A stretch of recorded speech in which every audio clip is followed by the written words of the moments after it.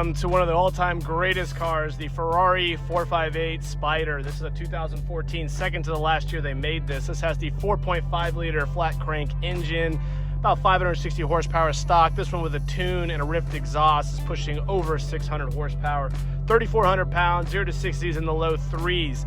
This is the absolute safest spot we can do a run out or a launch on a vehicle. There are no driveways, no cars. We do not endorse reckless speeding on the street.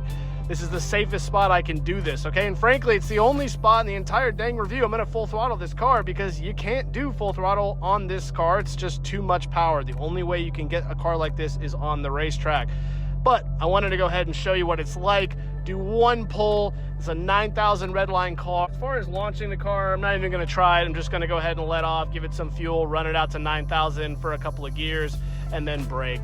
But you gotta hear this thing, guys, because it's truly one of the absolute greatest engines and power plants ever made. You guys ready for this? Let's go.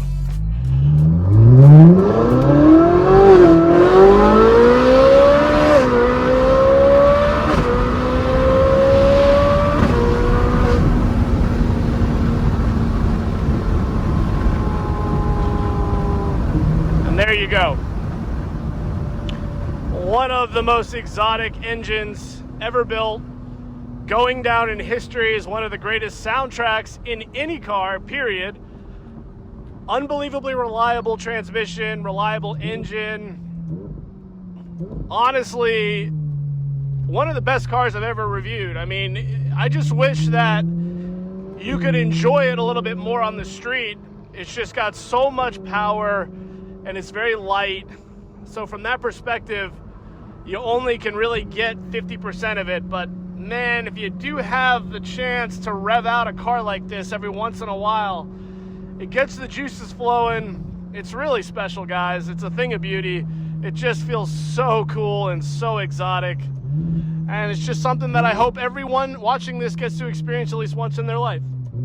And if you do happen to drive one like this with a rift exhaust and a tune and all that, well, just amplifies it all to the next level, no doubt about it. All right, guys, welcome back to Driven Productions. We're in the HQ right now. It's looking a little Spartan in here. The Corvette is outside getting a detail, and the Vanquish is currently getting the headliner re-glued because it happened to come loose the other day when I was driving it, and wind got into it. And it's what happens on slightly older cars. But today I got something extra special for you, and that is this beautiful lady right here. This is a 2014 Ferrari 458 Spider. This is one of the best cars I think ever made. This mid-engine, 4.5 liter flat crank V8, 562 horsepower. Now this one also has some goodies on it, if you can't tell. I got the key in my hand, that's what's clacking right now. But this has, I believe, the last carbon fiber Vorsteiner body kit that was ever installed on a 458, because they had a cease and desist from Ferrari because it looked too much like the Speciale. So obviously on a normal 458, this would not be here, and this whole look would not be here. Now, coming around to the rear of the car, it is also very different on this particular vehicle. So you have a carbon fiber wing here, and then you can see here, you have all of this amazingly cool carbon fiber that basically looks like a Speciale. So this is the last body kit from Vorsteiner, I was told. Now, this is otherwise Bianco Avis, which is a white, beautiful color. This is the Spider. So this has the retractable hardtop, which is wonderful. It's so much better than a soft top. You don't have to worry about that. And it's just a beautiful Pininfarina design. It's got the Ferrari shields. If you guys don't know, these are the painted Ferrari shields. Watch a YouTube video on how they make those. It's a lot more complicated and involved than you think. This also has yellow carbon ceramic brakes. They are some of the squeakiest carbon ceramic brakes I've ever heard. They're not low on pad, trust me. I have looked at the pad life, probably 70% left, just very squeaky compound they used. This one also has the carbon bucket racing seats, which is a very cool upgrade. That is not something you're gonna find on many cars. It makes this one definitely unique. Now, what this one doesn't have is a lot of the extra carbon. So you can get carbon here, carbon there, and carbon down here. This one doesn't have that, and personally, I'm okay with it. Also doesn't have the carbon fiber paddles, but it does have the steering wheel with the LED indicators, yellow glaze cluster, a couple of other nice upgrades in here for sure. Everything's stitched in leather. It's great. It's also got an Apple CarPlay integration kit that is in that right screen, which I'm about to show you. So why don't we start off on this car with a cold start, because it is a thing of glory. All right, guys, if you've never been in a Ferrari 458 with racing bucket seats, they're actually fairly comfortable and pretty easy to get in and out of. Very different than the carbon bucket seats as far as that, and they're fairly comfortable. I mean, they don't have a lot of bolster support, but I'm just letting you know they're actually pretty good. All right, now in order to start this car, and by the way, guys, this has a $12,000 custom Rift titanium exhaust and a tune on it, so it is extremely spicy. This is one of the loudest cars I've ever been in, and you're gonna see it on the point of view drive today. We're gonna take it easy, but it is just unreal how loud this thing is. So probably not gonna be able to hear me much on the cold start, but in order to start this car, you go ahead and turn the key on the right side there. Again, I just did that. Let me turn the music off here. And then you're gonna come around here to this button here, and you're gonna go ahead and hold it down until she starts. You ready for this?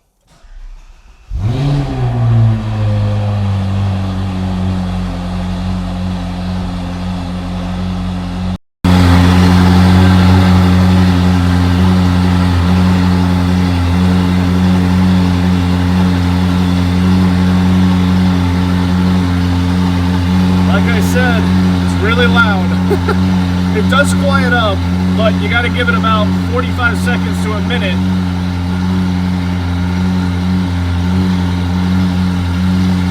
Okay, now that she's more or less warmed up, you're going to come down here and you're going to put your foot on the brake and you're going to hit R. Now this car has a built-in backup camera that's been upgraded. It doesn't usually come with one. It does come with these sensors. And in order to go anywhere, you have to give it fuel. This car will not go anywhere because it's a dual clutch 7-speed. So you just give it a little bit of gas and she'll start engaging the clutch. And that's actually very similar to a Porsche, mind you.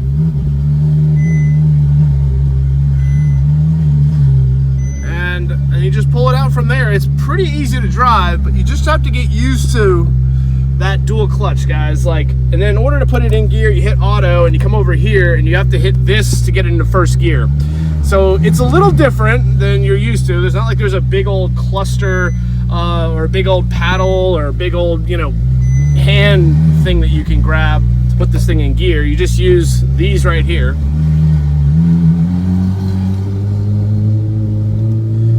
And then, yeah, let me put it at the top of the driveway here, and then I will continue the review.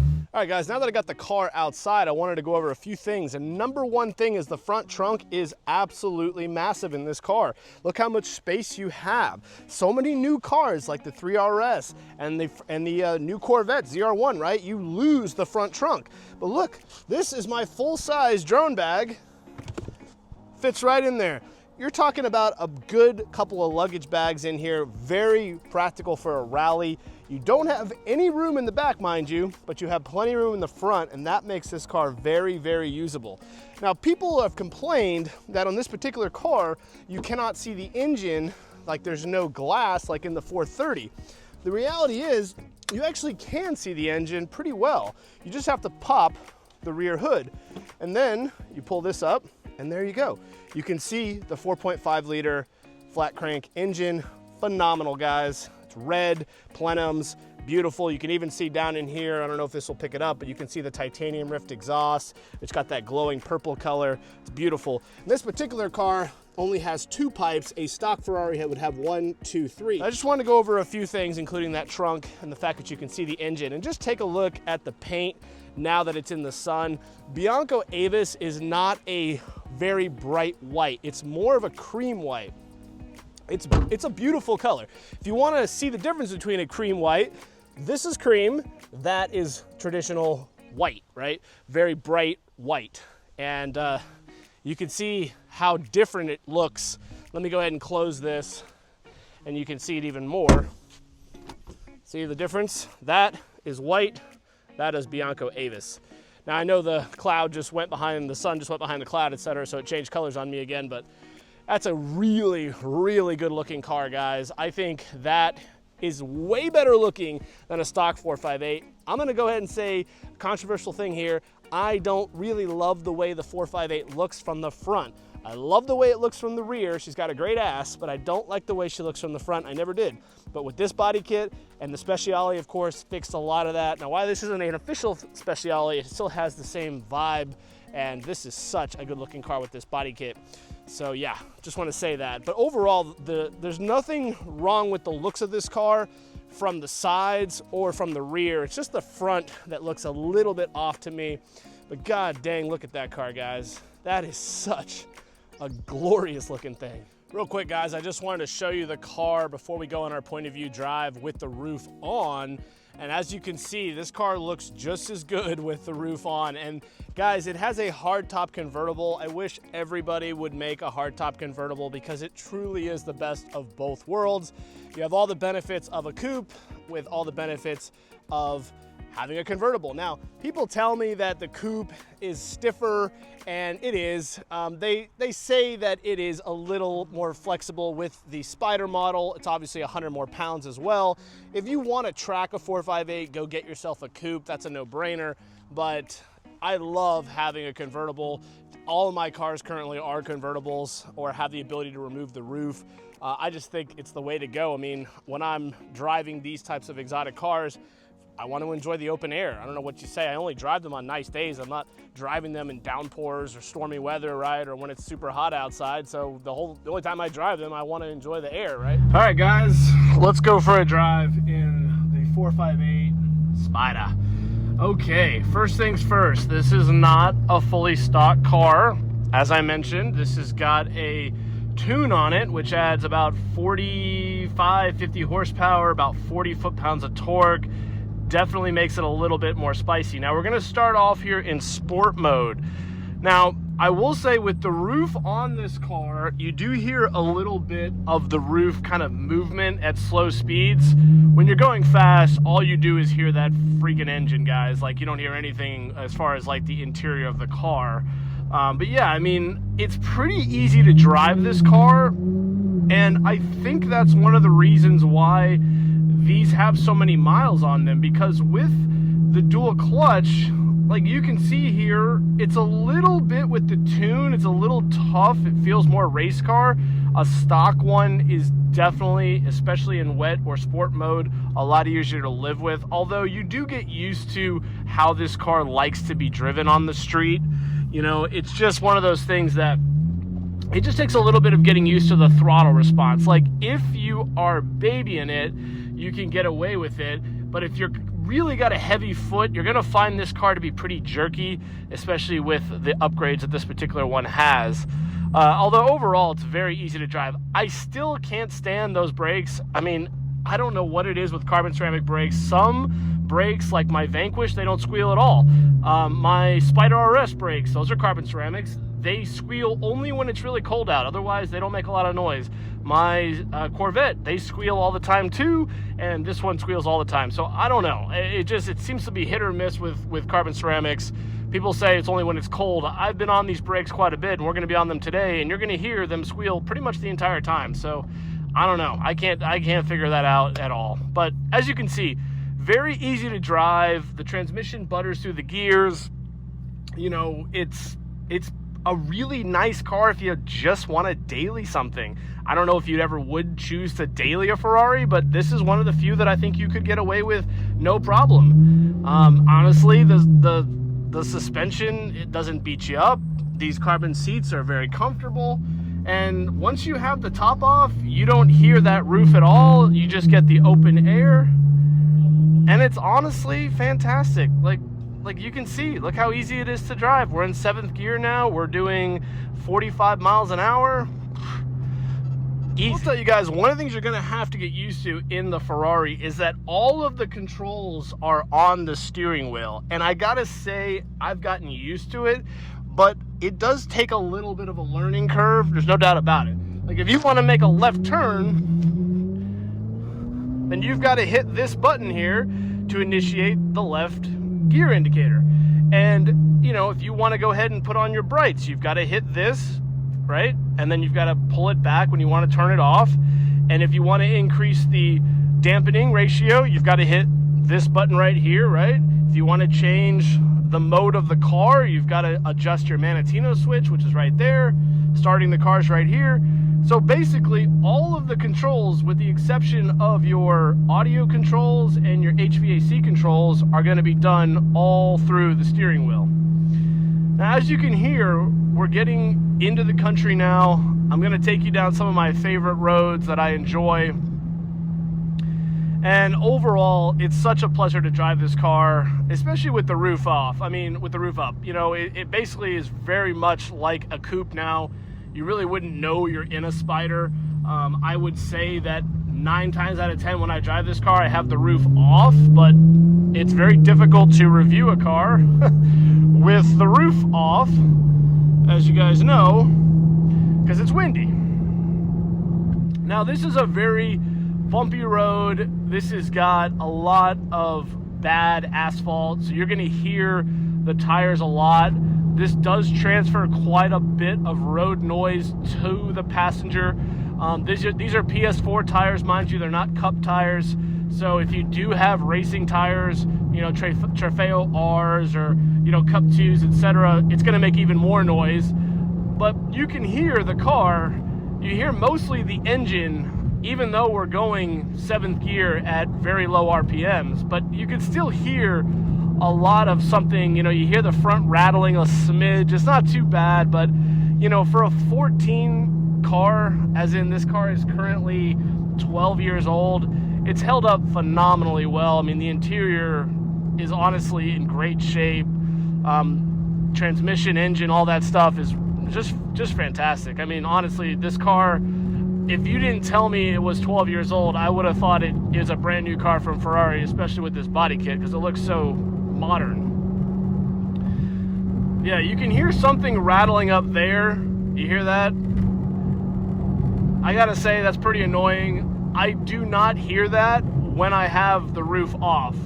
So when I have the roof off, all you do is hear the wind and that engine and that exhaust. So, you know, be mindful if you do buy a Ferrari, test drive it. I wouldn't be surprised if that's common on all of them. It is rattling quite a bit. So you want to know how to get rid of that rattling noise? It's actually pretty easy. You come over here to your auto button, you hit that, and now you're in manual mode.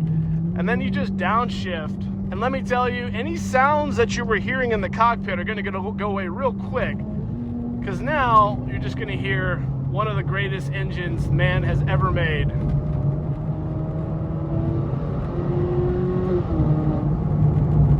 Well, you still hear the rattle, unfortunately.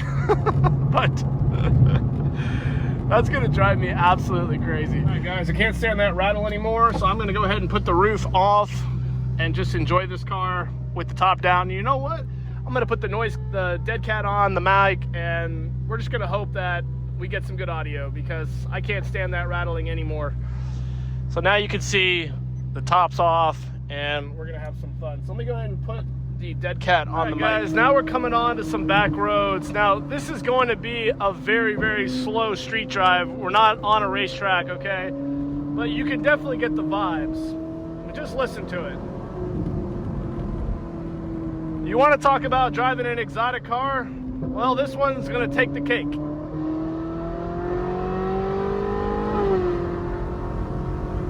Even taking it easy, it's so point and shoot.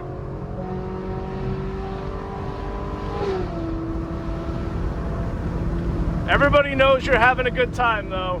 No doubt about it. This is not a car that you get in and you're just stealthy. Like, this is in sport mode, mind you. This isn't even race mode. I mean, I am babying this throttle, guys. We're talking 20, 30% inputs, because 600 horsepower is a lot of power. It's a lot of power in this car. And you can easily lose it. Like, this is not the kind of car that you're going to want to give to somebody who doesn't know how to drive. You got to make sure that you apply that throttle appropriately, otherwise you're going to end up in a tree. My camera mount's having a hard time keeping up. Like right there, I hit the exhaust and I probably hit it a little too hard.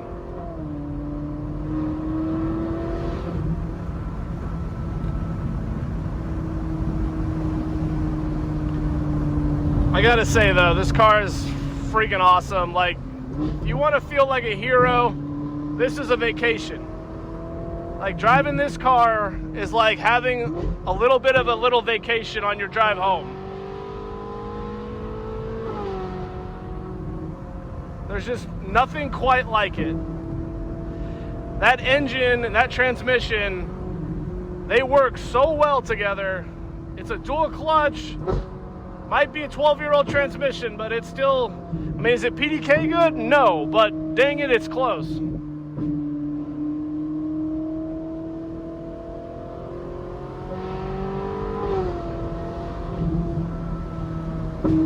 Just fantastic. I absolutely love driving this car. There's really nothing that you can say negatively about the driving experience. Like, it's so exotic, okay? It's loud. The transmission's amazing. The engine's amazing. The driving input, it's point and shoot, guys. You go this way, you feel it. You go this way, you feel it. The suspension's comfortable. Now, you can low rev it. You could put it in automatic mode. You could make it a great daily. Or you could bang it off the rev limiter. And I haven't done that once, mind you. And we will today, just once. But I haven't needed to. This car has so much usable power, so much torque. Now, the torque kicks in at 6,000 RPMs. That's your max torque, which is way up there. But from 6 to 9 is your max horsepower. So if you want to stay in second or third or fourth gear, you got 440 in this particular car foot-pounds of torque because of the tune, and then you've got over 600 horsepower. On a car that's 3,400 pounds, that's a lot, guys. Like, this car is, in a lot of ways, an animal to drive. I mean, it's an experience. And like I said, you got to be a good driver. Like, this is not the car that you would give an 18-year-old kid and be like, okay, man, have fun, you know?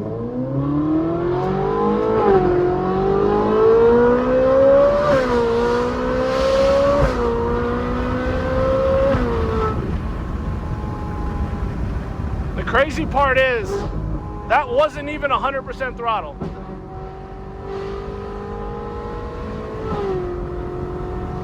That was probably 70% of what this car has. And it goes that fast and is that exotic sounding, right? I mean, an incredible driving experience, guys. Like, it's really hard to review this car on the street because it's just such an animal, you know? And I don't know if you would want to drive, you know, this car on the racetrack. Like, are you going to take a $300,000 car on the racetrack that's going to be collectible in the future? Like, I don't know. I don't think I would. At that point, I would recommend buying a challenge car, you know, a Ferrari race car that's dedicated for the street.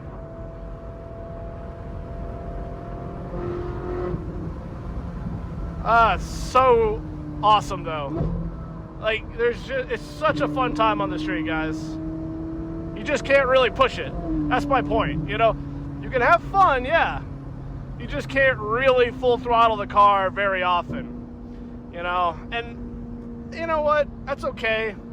Just buttering it around, it's still an amazing driving experience. And this, by the way, is buttering it around. I mean, I haven't hit full throttle one time. I don't think I've gotten above 80%.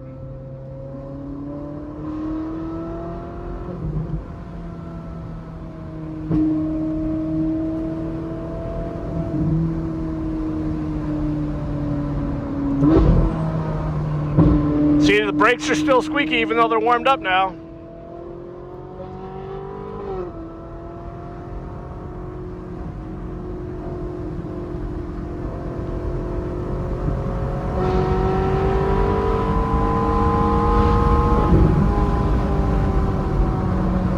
It just takes a lot of restraint to drive this car on the street. It really does.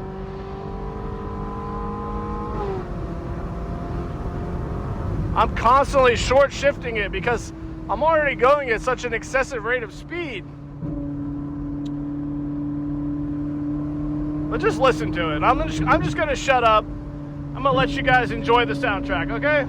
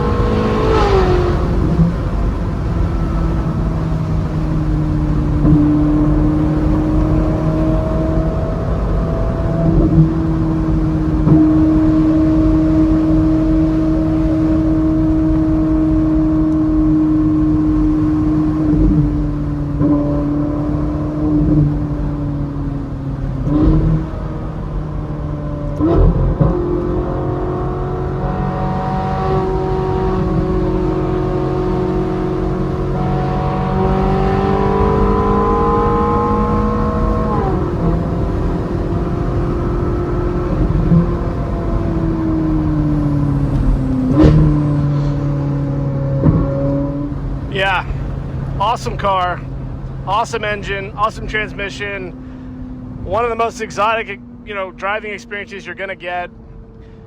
But this particular car, loud, too loud for me. Honestly, very much too loud. I want to push this car. I want to take it from 5 to 9, and I don't want everybody in the damn county knowing I'm having fun. That does bother me. I would have much preferred this car just have the stock exhaust. And let me tell you, the stock exhaust on a 458 is still a thing of beauty. It's still very, very loud. I know that from personal experience. But this Rift exhaust and the tune just turns this thing into a whole nother animal, guys. Just a wild experience. You know, what else can I say about driving this car, guys? Like, I will tell you the the audio system in this car is fine. It's nothing special. Doesn't have any like really good, you know, low frequencies. There's no subwoofers or anything. I would highly recommend, if you have the money, to put in an aftermarket stereo if you're an audio guy, and I am. But it works plenty good, and with the Apple CarPlay integration, it's sometimes a little bit finicky. Sometimes it doesn't work on the speakers. Kind of drives me crazy. Right now, there's no music playing through the speakers because I have to take it back to Cartronics, and they have to figure out how to reset it or something because it's disconnected from the internal speakers. Now, hopefully that's not a big issue. I don't think it is. It's done it once or twice before, and they easily reset it. But with that engine and that Rift exhaust being so loud, it doesn't really matter. You can barely hear it. I mean, you have to crank the crap out of it, you know, to hear the music. So really, this is just a car that is all about the flex. You know, it's all about that engine. It's all about just the pure love of driving. And this car gives it to you guys. It really does. You know, it's such a great driver's car. Everybody looks at you. Everybody's curious about it. Whether you get thumbs up everywhere you go on the highway, especially. People are like, you know, they're pulling out their video cameras. If that's what you're interested in, you know, if you're interested in the flex, if you're interested in the ego of it, then this car is going to give it to you. Like, if you want to tell the world, hey, I've made it, you know, I've done something in my life, I've built wealth, you know, I've had success, buy a Ferrari, and specifically a mid-engine Ferrari. You're going to get it if you buy an F8, you're going to get it if you buy a 488, you're going to get it if you buy a 430. Doesn't really matter. Even if you buy a 340 or a 355, right? Doesn't matter. Like, everybody's going to look at you, everybody's going to be like, hey man, cool car, congratulations, like, you're the man, right? Now, if you're not into that, and I gotta be, like, I know some reviewers are all about the flex and the money and the show off, and I'm 40 years old. I don't really care. You know, I'm a multimillionaire, and for me, there was a period of my life where that was important to me. I would say late 20s, even early to mid 30s. But something happened about 5 years ago, and when you cross a certain level of net worth, that you honestly stop trying to show off. Now, I have a lot of nice cars. I live in a big house. I wear nice watches. Like, I get it. But now I don't really care. Like, if I lost everything tomorrow, I've separated the ego from it. So for me, it's all about the car. It's about the driving experience it gives me. Now, this car is an exception to the rule because while it's so exotic and it's so cool, it also is a great driver's car. So I would buy this car because of that, but not because of all the other side, right? So just be mindful. If you're not into the ego and the look at me flash and all of that, you might want to stay away from the brand Ferrari in general and go more towards Porsche, Aston Martin, McLaren, you know, other cars like that, Mercedes, etc. Like, they make great products, equally good driver's cars, but you don't have to deal with a lot of the ego. But if you want to stay with the flash, the look at me money, get a Ferrari, get a Lamborghini. They're going to give it to you in spades. And don't get me wrong, sometimes it's fun. You know, you go to the gas station, you fill it up, multiple people are looking at you, multiple people are coming over to you. Man, that's beautiful. Like, how much does that cost? Like, what do you do for a living, right? If you know, sometimes it's fun. Sometimes I'm in the mood. Like, oh man, this is a 458 Spider. Yeah, they haven't made these since 2015. Oh, these were about 250, 300 grand. You know, when they were new, you could probably get up to 350. You know, oh wow, that's a lot of money. You know what I mean? Like, you have these random conversations. Sometimes I'm interested in it. Other days, I just want to go for a drive. I don't want to be bothered, you know, and it's not that I'm trying to be rude. I just don't care, you know. I just want to be in the car and I want to enjoy the day. I don't want to have to like answer 9 questions about, you know, how much does it cost and what do I do for a living. So that's my point. You know, not to say that that's a negative, but just know it's hard to drive this car and not get bothered. You're just going to have to get used to it. You know, you pull into your clubhouse, you pull into your soccer game with your kids. It's just going to be a topic of conversation. Like, it's not like you pulled up in something, you know, you drive a Ferrari. I mean, it just is what it is. It's not a negative. It's not a positive. It's just my personal opinion. I've had to get used to it, owning this car now for a while. I got to be honest, it's not really me. I would rather drive my Spider RS. I just think that that car gets all the looks, but I don't have to tell you my life story every time I drive it. And I do think it's still a better driver's car than this one, believe it or not. All right, guys, we are back in the HQ. Firstly, thank you for watching. Hope you learned something about the 458 from the point of view drive. You know, I wanted to just talk a minute about the values of these, collectability, my thoughts on Ferrari today. I kind of mentioned a little bit of it on my POV drive, but the value of the 458 was between 280 and 350, even maybe close to 380-ish, you know, for a top spec. Maybe it had a bunch of special wishes, etc. But they came down into the, I would say, very high 190 to maybe 250 range. And that's about where this car bottomed. I don't remember seeing any Ferrari 458s that were below 150 or 185 even. So now I looked at the market and these are actually in the low 300s again.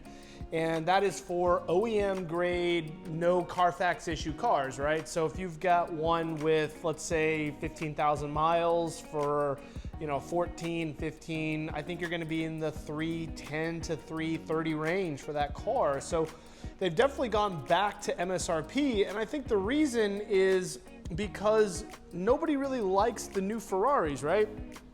I mean, don't get me wrong, they're faster.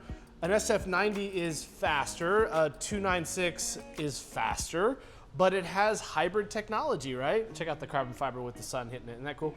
It has, you know, hybrid technology, right? It has batteries, it has more complexity, it has more things to go wrong. Now they still make a mid-engine car, but it doesn't look as good as that. And it's not just naturally aspirated anymore. The 296 is a hybrid powertrain, right? Now you can get an F8, I get that, and that's got the twin turbo V8, but this is truly the naturally aspirated last generation of it. So I think that when you consider the reliability of the powertrain, when you consider the reliability of the transmission, when you consider the looks, when you consider the fact that they have already had their depreciation cycle, I have a feeling that a regular 458 is probably never gonna be had in the $200,000 range. Now, if you have a car like this, it's a little different. So this car was actually involved in a very minor rear end accident. What happened was, imagine this, you're parked at a stoplight, a Hispanic lady in this particular case hits the car behind you and then that car bumps into you. Well, that's exactly what happened to this car. So it took out the rear triple exhaust and took out the rear bumper, and that's it. There was no airbags deployed, there was no significant frame damage. So the owner, who was a good friend of mine, and he actually called me pretty close to where the accident happened the day, and he was like, man, what do you think I should do? And I'm like, well, you know, now you gotta go through their insurance. So her insurance was, of course, dog shit. He was basically, he essentially had to put a lien on her house, the only asset she had, because the amount of money that it takes to fix a Ferrari, even a rear bumper, paint match it, and order an OEM exhaust is a lot of money, guys. And so he was at the point where he's like, well, I can go ahead and buy a whole carbon fiber Vorsteiner Speciale carbon fiber body kit, get it paint matched, and do the wheels and a Rift exhaust and almost be at the same amount of money as I would be to just fix it OEM. So at that point, he's like, well, I'm just gonna go do that and I'm gonna turn it into the Ferrari I always wanted. The problem is the depreciation of the car. Because it has a minor Carfax, it depreciated the Ferrari, you know, 15, maybe even 20% over what it would have been if it didn't have that accident. So It's a real shame. Unfortunately, states like Tennessee do not factor in depreciation. What that means is you can't sue your company and get diminished value of the vehicle. The only way you could do is you could sue the guy who hit you. So he did ultimately and did get a lien on his house. He can only collect that when she ever sells the property, of course, which doesn't help him today. So, you know, it was a real frustrating situation, and that's one of the negatives when you own exotic cars like this. You've got to make sure you've had agreed value on your policy, but the problem is agreed value only kicks in if you have the car totaled out. If you have a little minor rear bumper like that, you're going to be made whole, sure, but you're still going to have a diminished value of your car. And it's just one of the biggest issues that I think guys who own these high-end cars have when it comes to them. It's like, here's the thing, if somebody hits me in that car right there, or that car, or any of these that are, you know, higher cars, I hope they freaking take it out, because that way I can be agreed value, I can get a check cut for the full value of the car, and I can work to get a new one. A little fender bender like this just kills you on the value of the car. So that particular vehicle is probably a $275 right now, retail car. If it were to be sold with the new market values, maybe wholesale is probably going to be in the mid 250s. But if that was an OEM car with 23,000 miles, I think that thing would be worth $310,000 right now. If it was OEM and it had 23,700 miles with that spec, with those carbon bucket seats, etc. Again, you'd have to have the OEM wheels, etc. But don't get me wrong, those BC Forged Gold wheels, guys, are absolutely beautiful. They are lightweight. The PS4 tires are phenomenal. It's a great driver's car. Whoever does eventually, you know, I've had the car a while now, and I'll probably keep it a bit longer. I'm definitely enjoying it, but you know, they're great cars, guys, and I would encourage you, if you can afford it, you know, go and try a 296, you know, go and try, you know, a 488. The 488 I've reviewed. I've also reviewed the F8. I will tell you, the 488 is a better looking car, in my opinion, than the 458. I know that's controversial, but I think the 458 has a better rear, but the 488 looks better from the sides and from the front. The engine in the 488 is absolutely incredible. You have torque everywhere. It still sounds good. Does it sound as good as this? No. Does it have a 9,000 red line? No. But it's just a overall better driver all the time on the street.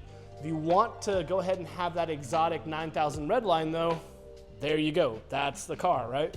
So the 488 is amazing. I would highly encourage you to drive one. You could definitely save a little bit of money now on a 488 versus a 458. They've actually gone and flipped. 458's worth more.